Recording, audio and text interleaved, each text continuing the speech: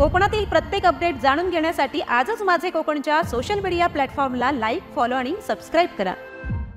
सहजीवन शिक्षण संस्थेच्या ICS महाविद्यालयात आज दिनांक 21 जुलै रोजी रानभाजी पदार्थ महोत्सव अत्यंत उत्साहात साजरा करण्यात आला। विज्ञान विभाग, महिला विकास कक्ष आणि फूड अँड कल्चर क्लब यांच्या संयुक्त विद्यमाने आयोजित या कार्यक्रमात कोकणातील पारंपरिक आणि औषधी रानभाज्यांचे महत्त्व अधोरेखित करण्यात आले। या प्रदर्शनात 35 विद्यार्थ्यांनी पेवा, टाकळा, मायाळू, आळंबी, कुरडू, सुरण, तेरा अशा दुर्मिळ रानभाज्यांपासून बनवलेल्या वैविध्यपूर्ण पदार्थांचे सादरीकरण केले। मैत्री महिला ग्रुपच्या अश्विनी खेडेकर यांनी रानभाज्यांचे पोषण मूल्य आणि औषधी उपयोग विशद केले।